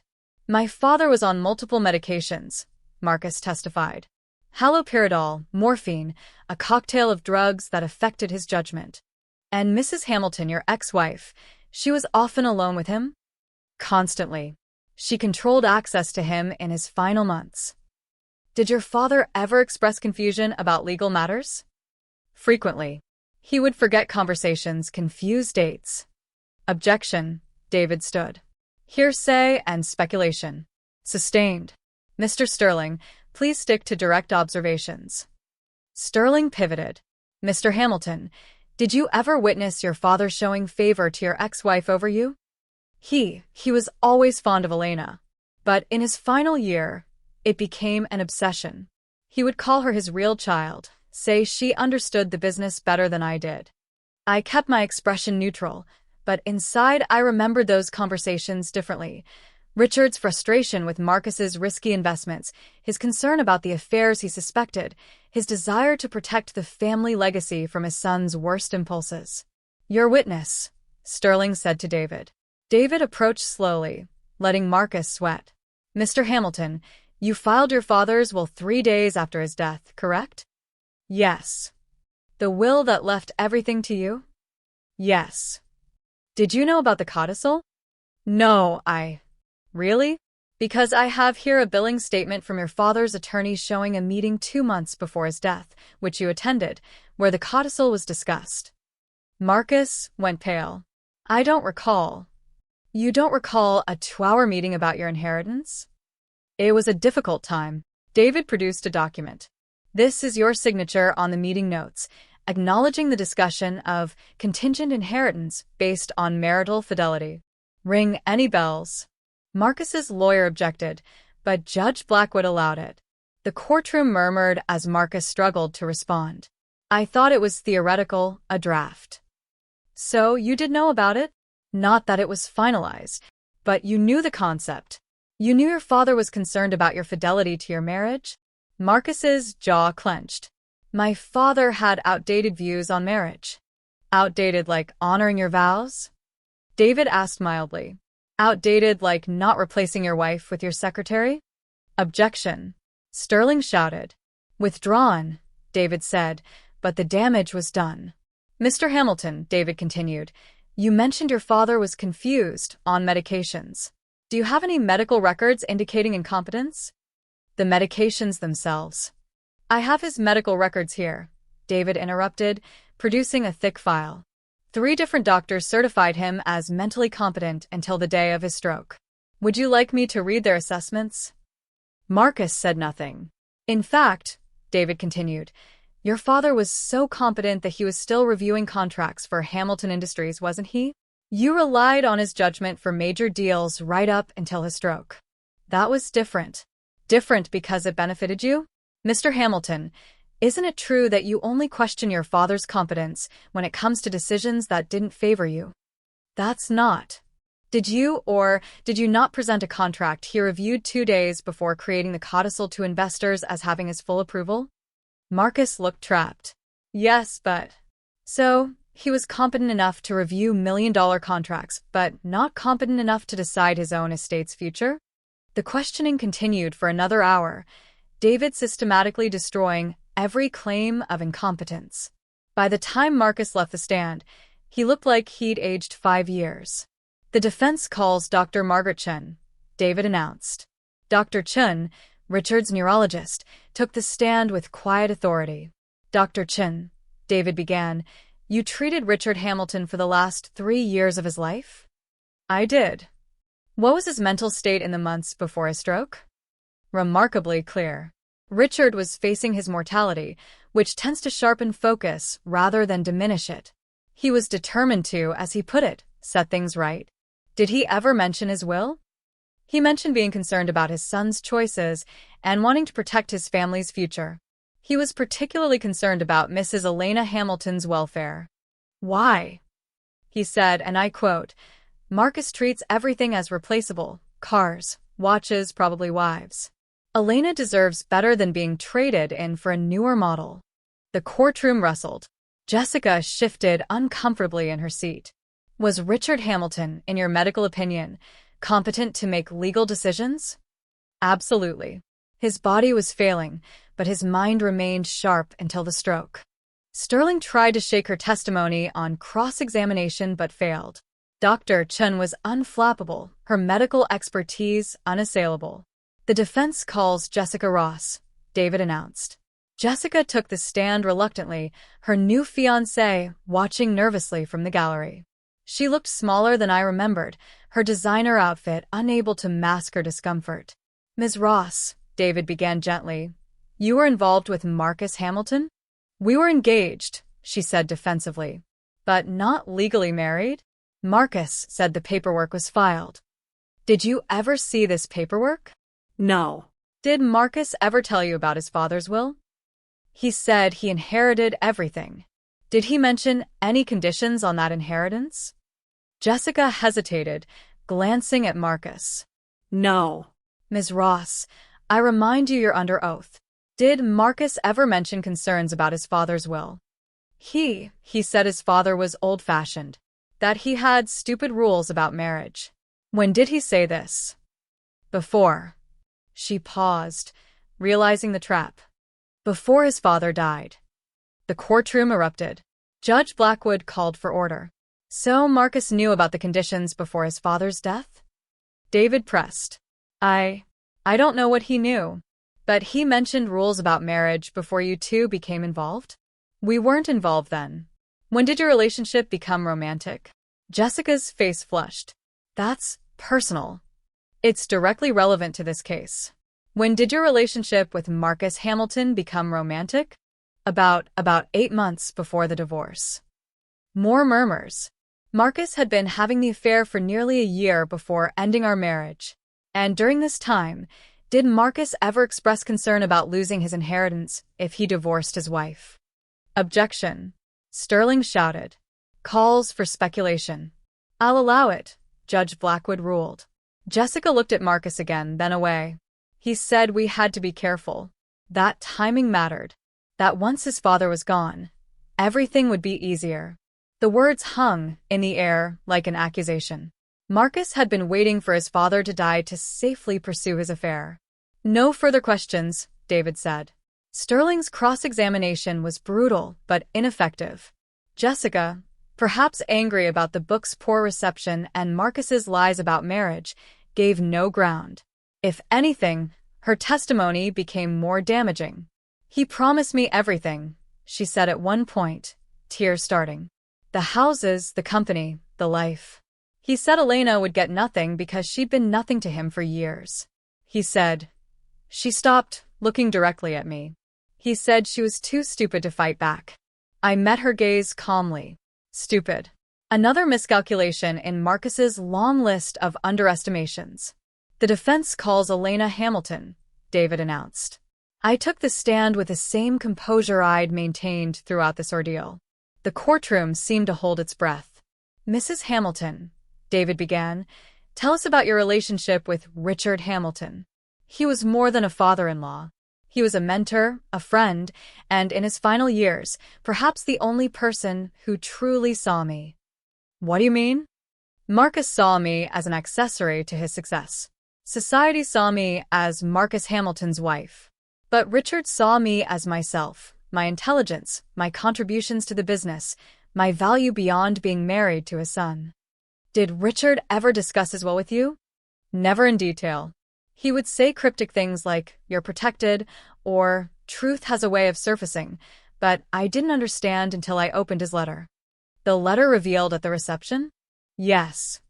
"Why did you wait to open it?" I considered my answer carefully. Richard's note said, "When the time comes." I trusted his judgment, even from beyond the grave. The reception felt right. Marcus was at his most arrogant, his most public. If Richard wanted impact, that was the moment. "Did you know about the affair?" I suspected.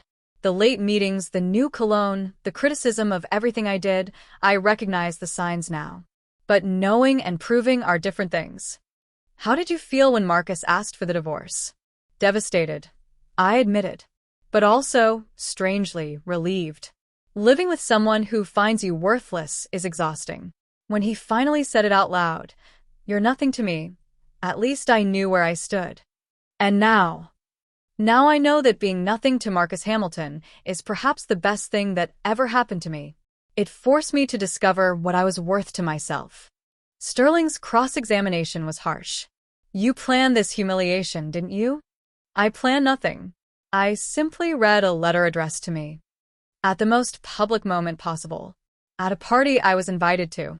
Should I have hidden Richard's truth to spare Marcus's ego?" "You could have handled it privately. Like Marcus handled our divorce privately? Like he handled his affair privately?" I let a note of steel enter my voice. Marcus chose public spectacle. I simply gave him what he seemed to want, an audience. "You've taken everything from him." "I've taken nothing. Richard gave me everything because Marcus violated the terms Richard set. That's not theft, Mr. Sterling. That's consequence." Sterling tried several more angles, but I remained composed. 18 years of marriage to Marcus had taught me patience. The last 6 months had taught me strength. "The defense calls its final witness," David announced. "Richard Hamilton." Confused murmurs filled the courtroom until David produced a tablet. "We have video testimony, recorded 2 months before his death."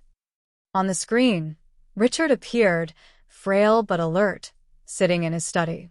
The date stamp showed January 3rd, 2 years ago. "My name is Richard Hamilton," his recorded voice began, "and I am of sound mind and body, despite what my son might claim after I'm gone." Marcus went rigid in his seat. "I'm recording this because I know Marcus. He'll fight the codicil, claim I was incompetent, manipulated, anything to avoid accountability. So let me be clear, I have never been more certain of anything in my life." Richard paused, looking directly at the camera. "Marcus has been having an affair with his secretary for 4 months. I have the private investigator's reports, the credit card statements, the hotel receipts. I also have documentation of his embezzlement from the company, small amounts but consistent." "That's a lie," Marcus shouted in the courtroom. Judge Blackwood gavelled for silence. "One more outburst, Mr. Hamilton, and you'll be removed." The video continued. I could have confronted him, but what would be the point? Marcus doesn't learn from words, only from consequences. So I've created consequences. If he betrays Elena, he loses everything. Not because I hate my son, but because I love him enough to stop him from becoming a monster. Richard's image leaned forward. "Elena, if you're watching this, know that you were the daughter I never had. You made Marcus better than he was, and without you, he'll revert to his worst self. The money, the company, they're tools for you to build the life you deserve, not the life Marcus allowed you." The video ended with Richard's signature being notarized, witnessed by 3 people including Judge Harrison. The courtroom was silent. Judge Blackwood cleared her throat. "I think I've heard enough. Counselors, closing arguments." Sterling tried valiantly, but his heart wasn't in it. The evidence was overwhelming. Richard had been competent, Prussian even. Marcus had known about the conditions and violated them anyway. David's closing was brief. Richard Hamilton knew his son would destroy himself and try to take everyone down with him. So he built a firewall, legal, binding, and unbreakable. Marcus Hamilton made choices. Those choices have consequences. The law doesn't exist to protect us from our own poor judgment. Judge Blackwood didn't even recess. I've heard enough to make my ruling. The will and codicil of Richard Hamilton are valid and binding. The evidence shows clear mental competence and, frankly, remarkable foresight. Mr. Marcus Hamilton's challenge is dismissed with prejudice. He is also ordered to pay all legal costs. Furthermore, she continued, looking directly at Marcus, the evidence presented suggests possible fraud and embezzlement. I'm recommending the district attorney investigate. Mr. Hamilton, I suggest you get a criminal lawyer. Marcus stood, swaying slightly. You've destroyed me, he said, looking at me. No, Marcus, I said quietly. You destroyed yourself. I just refuse to be destroyed with you. The weeks following the trial were anticlimactic. Marcus was charged with embezzlement, not enough for serious jail time, but enough for probation and public shame. He pled guilty to avoid trial, his final act of cowardice dressed as pragmatism. Jessica's book flopped completely, pulled from shelves after 3 weeks. Her engagement ended when her fiancé discovered she'd been shopping another tell-all about him. She moved to Miami, according to Instagram, trying to rebrand as a lifestyle influencer.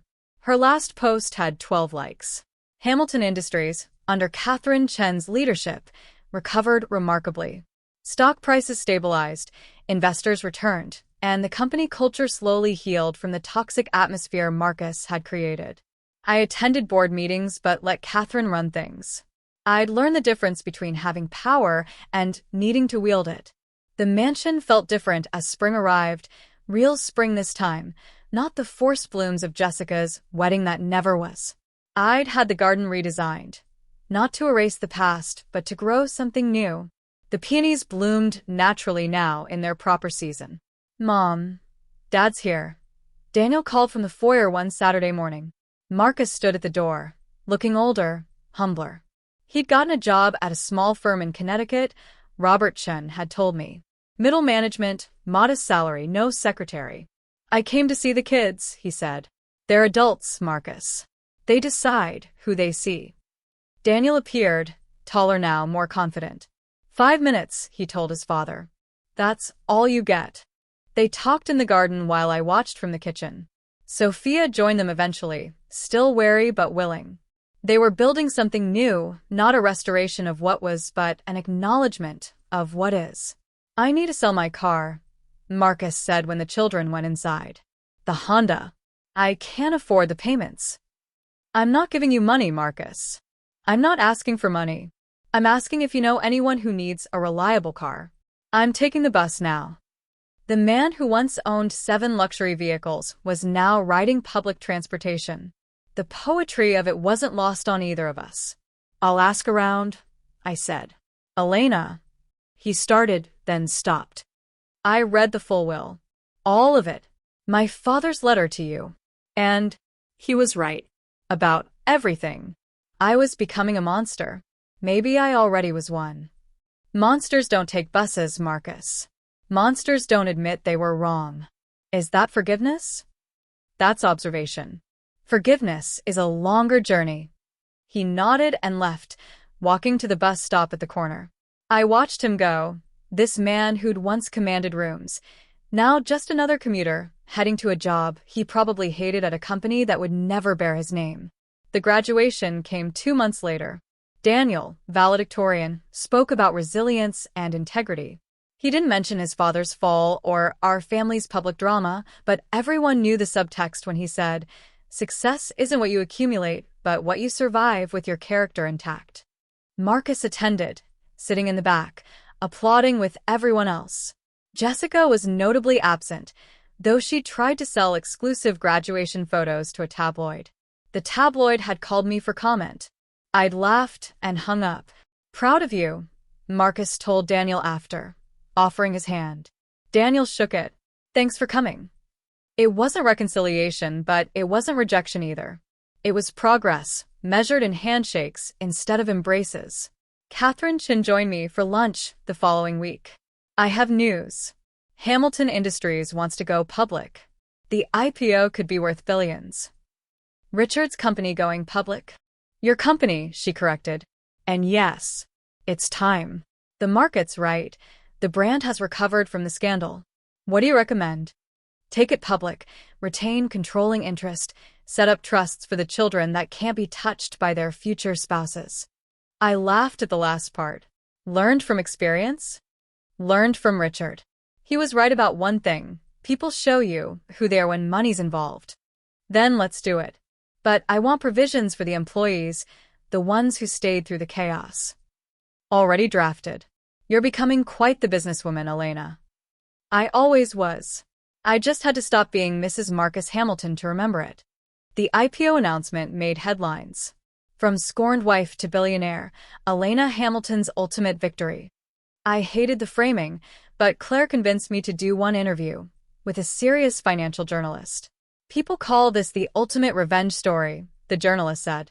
People are wrong, I replied. This is a story about a father-in-law who loved his family enough to protect it, even from his own son. I'm just the beneficiary of his foresight. Do you ever speak to your ex-husband? When necessary. We share children. That doesn't end because a marriage does. And Jessica Ross? Who? I asked, genuinely having to think for a moment. Oh, the secretary. No, I don't think about her at all. The interview went viral, particularly that last exchange. I don't think about her at all became a meme, the ultimate dismissal of irrelevance. Marcus called that night. That was cruel, what you said about Jessica. Was it? I genuinely forgot about her, Marcus. She's not part of my life or thoughts. She was devastated. She was watching my interview? How interesting. I don't watch her Instagram stories. Elena. Marcus, I need you to understand something. I don't wish Jessica ill. I don't wish you ill. I simply don't wish about either of you at all. You're the past. I'm living in the present. He was quiet for a moment. The company IPO. Dad would have hated that. Actually, Richard left notes about potentially going public. He just didn't trust you to handle it. He didn't trust me with anything. He trusted you with everything, Marcus. You just proved him right not to. The day of the IPO, I rang the opening bell at the New York Stock Exchange. Daniel and Sophia flanked me, proud and poised. The photos would later show what I didn't see in the moment. Marcus and the crowd of traders, watching. Not bitter, just watching. Hamilton Industries opened at $45 per share and closed at $62. By market close, I was worth more than Marcus had ever dreamed of being. How does it feel? A reporter shouted. Like responsibility. I answered honestly. That evening, we had a small celebration, just family and close friends. Claire raised a toast. To Elena, who learned that the best revenge isn't living well, it's living authentically. To Richard, I corrected, raising my own glass to his portrait. Who knew the ending before the story even began? Later, as guests mingled, I found myself in Richard's study. My study. Looking at his books, his papers, the plans he'd made that I was now executing. A knock at the door. Judge Harrison entered, carrying a small box. Richard left this for you, he said, with instructions to give it to you only after everything was settled. Inside was a simple gold watch, inscription on the back. Time reveals all truths. Thank you for being patient. R. I put it on, feeling its weight, understanding its message. Richard had known not just that Marcus would betray me, but that I would survive it, thrive even. He loved you like a daughter, Judge Harrison said. I know, I replied. He gave me more than money. He gave me the chance to discover who I was when I wasn't trying to be someone's wife. And who are you? I thought about it. I'm Elena Morrison Hamilton. Mother, businesswoman, survivor. And for the first time in 20 years, that's enough. The party continued downstairs, but I stayed in the study a bit longer, surrounded by Richard's legacy and my future. Through the window, I could see the city lights, each one representing a life, A story, a possibility. My phone buzzed. A text from Marcus. Congratulations on the IPO. Dad would be proud. I didn't respond immediately. Then, finally, he would be proud of both of us. You for accepting consequences. Me for surviving them. Is that forgiveness? It's progress. I deleted the conversation and returned to my party, to my children, to my life. Downstairs, Sophia was laughing at something Claire's son had said. Daniel was deep in conversation with Catherine Chun about business school. The house was full of warmth and possibility. There you are, Claire said, pulling me into the celebration. No hiding in studies with ghosts. Not hiding, I corrected. Just saying thank you. To Richard? To the past. For teaching me what I needed to know to build a better future. 6 months later, I established the Richard Hamilton Foundation for Business Ethics with a special focus on protecting spouses in corporate divorces. The first beneficiary was a woman whose husband had hidden assets in offshore accounts. We helped her recover everything. Marcus sent a donation, small, but meaningful. It's what he would have wanted, his note said. I put his check with all the others, no special placement, no particular acknowledgement. He was just another donor now, another person trying to do better. Jessica published another book, a wellness guide about rising from the ashes. It also flopped. She moved to Arizona, became a real estate agent. Her Instagram bio no longer mentioned Marcus or the Hamilton name. Daniel started at Harvard Business School, his grandfather's alma mater. His application essay was about watching an empire fall and a matriarch rise, about learning that integrity matters more than inheritance. Sophia chose art school, surprising everyone but me. I want to create beauty, she said, not just acquire it. Your grandfather would understand, I told her, remembering Richard's hidden sketches, his artistic soul trapped in a businessman's life. Would Dad? Your father is learning that understanding comes after acceptance, not before.